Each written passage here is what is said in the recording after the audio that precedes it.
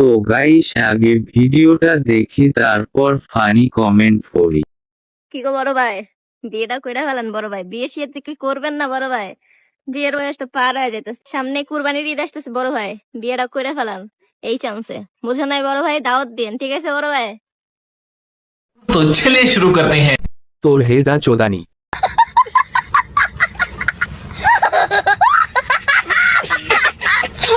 আইক্কা আলাবাস খুশি হয়ে দিলাম। আবাসিক হোটেলের দৃষ্টি আকর্ষণ করছি আপনাদের, কর্মী বাহিরে বের হইছে, নিয়ে যান। হুম দেব তো বাসর করার দাওয়াত, আসো নাটোরে। ঠিক বলেছো। ডিজিটাল পতিতা।